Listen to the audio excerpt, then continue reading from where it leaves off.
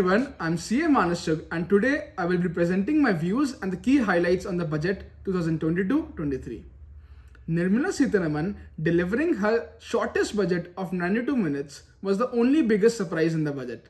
With the upcoming elections in 5 states, a populist budget was expected, repleting the subsidies as well as the promises focusing on these states. But the finance minister resisted in announcing the same in the speech. Finance Minister focused on the 4 pillars of the development: inclusive development, productivity enhancement, energy transition, and climate action, paving a roadmap and a blueprint for an economy for India at 75 to India at 100. Economic survey, which was tabled in the parliament on 31st January, focused on the supply side reforms, that is increasing the productivity and the increasing the efficiency in the economy, which is actually a key to the long-term growth.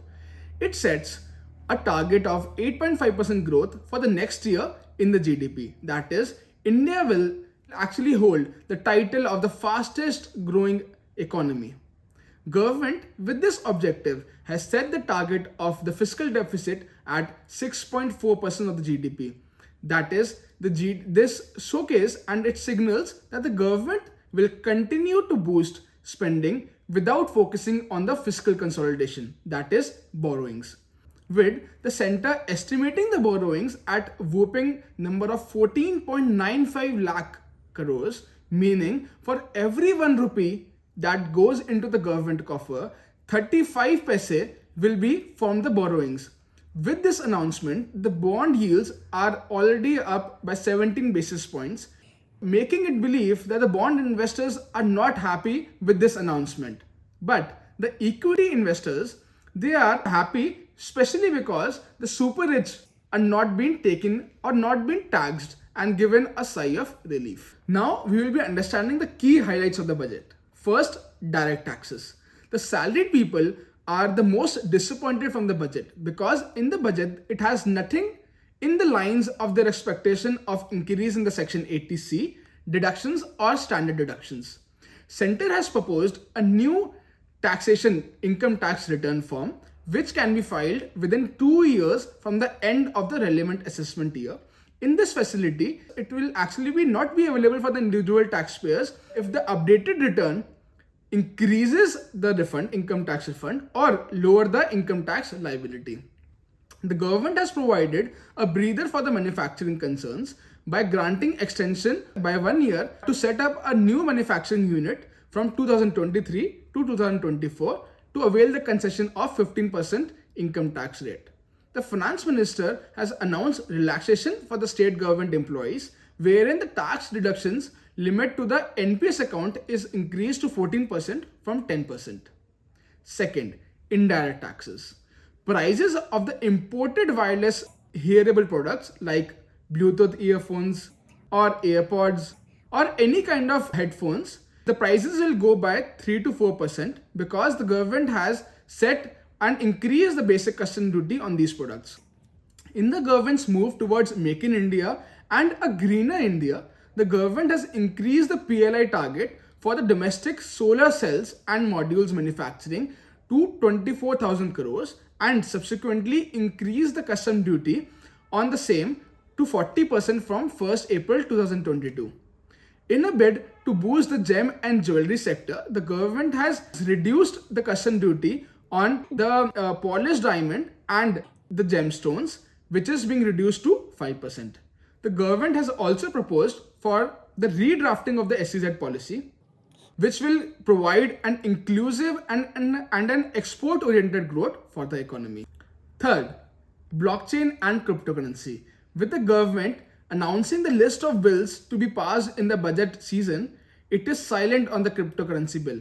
This is signaling that the government is taking a balanced view because they feel that the financial stability is still very less in the cryptocurrency front. But looking at over 10 lakh crores cryptocurrency investors in India, the government tapped the best possible way to tax them by taxing them at 30% of the gains. That is, gains means the sale value minus the cost of acquisition, and there will be no set off of the losses which can be adjusted with the capital gain. The 30% is equivalent to a speculative income. Further, TDS will be imposed on the payment for the transfer of the crypto assets at the rate of 1%, which is above the threshold of 50,000 or 10,000, whichever is applicable.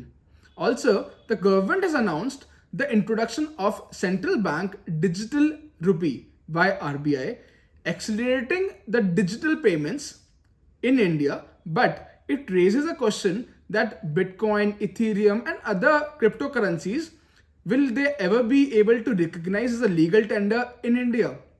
Fourth, startups. With India becoming third largest startup ecosystem in the world and having more than 61,400 startups with 83 unicorns, the government has taken a step ahead in paving the way towards a stronger growth, because as the central government has proposed to increase the incorporation period by 1 year for availing the income tax exemption under the Startup India scheme.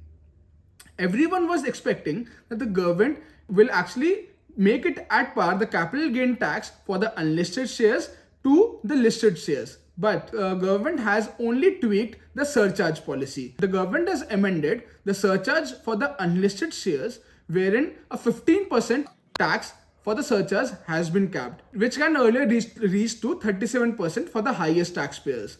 Therefore, in this case, the high net individuals will be benefited if they are invested into unlisted shares as well as the startup companies. For the government, the objective of working towards a greener transport technology, the finance minister proposed a battery swapping policy to allow electric vehicle charging stations and also the private players in this electric vehicle charging station to make an impact in this sector. Hospitality sector, which was a sector grumped because of the COVID-19, was neglected in the whole budget, defying all the hopes for the revival schemes.